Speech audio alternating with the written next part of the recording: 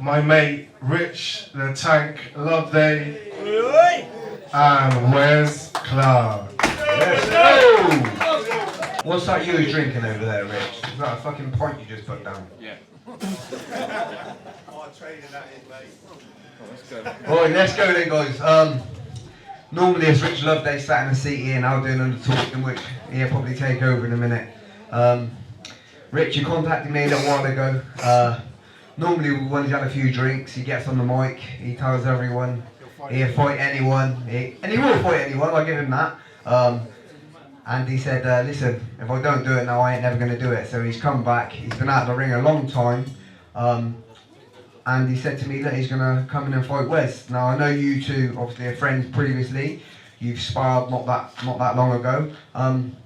And they have fought once before, which Rich got the win. So Rich, just tell us a little bit about how your training's been going, apart from a few beverages and stuff like that. And yeah, just tell us what's going to happen on the night. Do you think you've got what it takes to beat Wes again? Or is Wes... And just tell us how that last spar went as well also. Okay, let's firstly, remember why we're doing this, for John McGrath, God rest his soul. That's why I've been given the opportunity to fight for his memorial bout, so thank you for that. You got quite a few questions in there, so I'm going to try and rattle them off. It was a long time ago, I thought it was 9 years, but Wes corrected me, it was 10 years, and obviously I did get the win. And obviously it was in those pictures, I'm looking in good shape there, obviously that's not me, that is a wrong, you've done some false advertisement there. But look, joking aside, I had a few drinks and I said to you I'll fight, and I do regret it, but I'm here now and I can't pull out. I will be there on a second, and obviously I will stop Wes again, alright? And you did bring up a thing about a spar, and I think that's why Wes is getting the confidence, because over the years I've let myself go, but I've always helped people out a little bit, you know, and obviously Wes, he was doing quite well with his training. I've done a bit of sparring with him, and we was in the gym, I think the last time I met the guy. And he buzzed me, I tell you he did. So he's obviously got a lot of confidence from that, but obviously he buzzed a man that doesn't look after himself, he's got diabetes, I'm fat, out of shape, blah, blah, blah. But look, I love this man, I do, but for 6 minutes I'm going to give him absolute fucking hell. And my intention is to actually put him away, and hopefully he'll get up and he'll be alright and he can fight again. That's the plan anyway. Let's just, you know, cut all the crap. There's a few people that probably want to see me get chinned as well. So line yourselves up, because after I finish a Wes you can have a go as well. But listen, it's all good. It's all good, it's all love, it's nothing personal. He's going to speak in a minute, but I promised my little girl I'm going to do this again. I'm going to get fit and get in shape. So that's my target for next year. So next time you see me, I'll be alright. Thank you very much. God bless. So Rich, I'll come to you again. Obviously, you've got a show a week before. Yeah. And obviously you're busy putting on fighters for that. Has that had an impact on your training and how you're preparing for the fight in 2 weeks? Listen, I've had over 70 fights. I'm not going to talk about, I'm not going to be like Darren Jones here and start saying I've had 100 fights and lost 99. I have, over the years, done a lot, and I've not taken it serious. I've taken fights, I've been out on the piss all night, I've woke up in the morning, still off my tits, and I've taken a fight. But I've shown this man some respect. I have done a bit of training the last few weeks. I've even travelled out to spar with people purely to prepare for this man. So I'm not, if I didn't have any respect for him, I wouldn't even bother going to a gym, you know what I mean?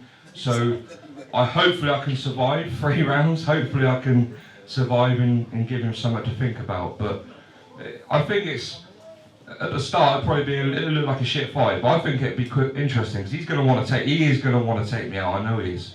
And I want to stop him as well. I ain't got time to mess around. I ain't got 6 minutes in me, so, alright, thank you. So as I come on to you, obviously I'll ask you the same question. Just how you're preparing for the fight, were you training? Obviously you've not been as active, obviously Rich has not been active at all really. Do you feel that's going to benefit you more, Rich, being out there, been focusing more on promoting rather than being in the ring? To be honest, mate, it just kept popping up like in these videos at the end of shows, at the end of his shows, and it was always the same: I'm going to chin Wes, I'm going to chin Wes. And I'm glad it's happening now, because the last time that happened, I chinned him, and it ended with me holding him up against the ropes. This time, no one's going to hold him up. You know? He's going to hit the deck, and that's it. You know, so we shall see what happens. But as for fighting on, you know, I'm going to probably try and retire this man. That's what I want to do. I don't want to see him fight again. He's a better promoter, so let's keep him. Let's keep it that way.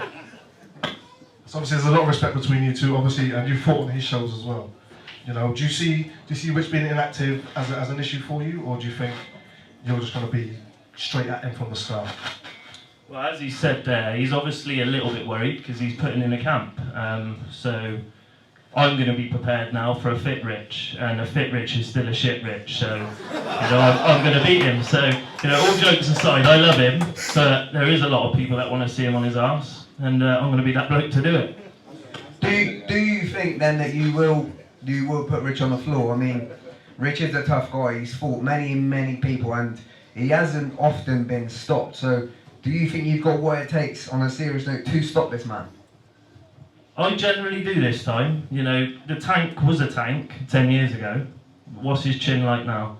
Because when I was in the gym last time, it was very, very suspect. So it's probably going to be suspect this time. And I'm going to hit him harder this time. That was sparring. This time I'm going to want to hurt him. So I can't see him waking up.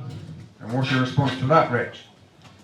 Obviously, he's had a few of his boyfriends in his ear chatting to him, and I mean, it's those guys that I do like them. But look, don't listen to your boyfriends, Wes, because some of those are, I'm sure. Hopefully, I'll see some of them on the night, But listen, we can sit here and chat shit, and I'm gonna knock him out. But look, it's probably gonna be pretty uneventful. We're gonna throw a few fucking haymakers. It ain't gonna be very exciting. I'm probably gonna cuddle the man to death, but if I do catch him, he is going to have Bambi legs. And I think, Wes, you're talking about that sparring, and I get that, because look, I mean, I was off my fucking rocker, probably days before that, and got in the ring, and I thought, it's no good, but it's good, he's got that confidence, and I wish him all the best. He's lovely. I'm not going to fucking slag the man off, I like him. But a few of these guys have been in his ear, they're fucking bellends. So, anyway, that's all I've got to say, alright?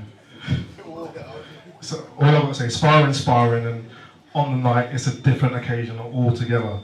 So we've got the crowd there, you've got your mates there, you might have your mum there or your dad there, do you know what I mean? So it's a different ball game. Do you feel you're going to have that same pressure, the same kind of talk when you come fight night?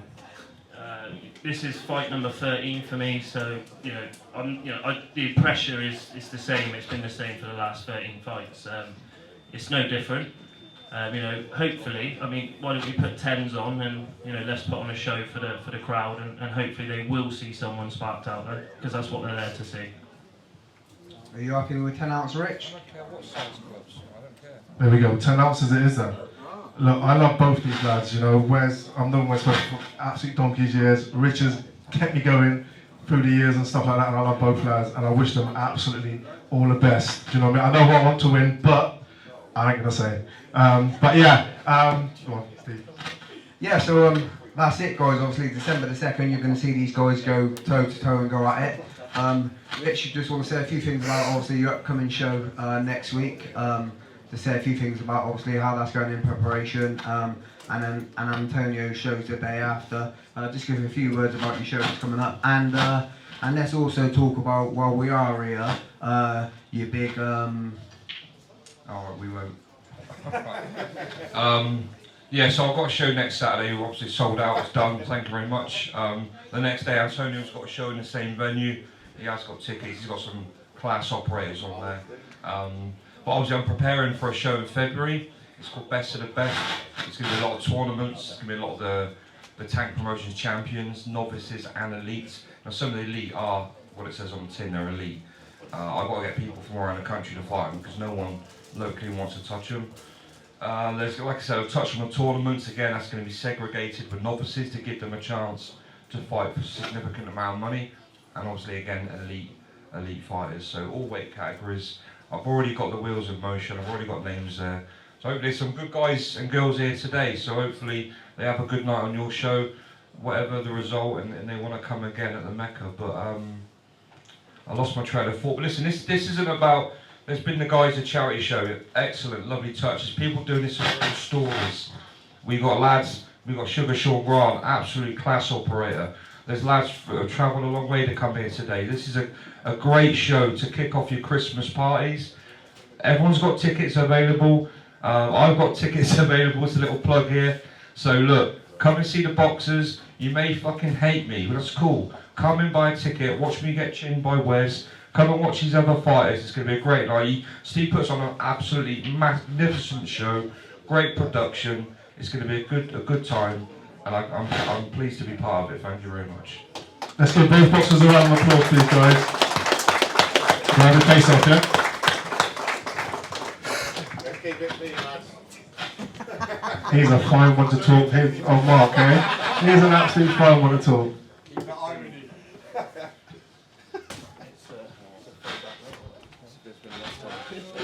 Oh, come on. Ah, we go. Fuck my banner up.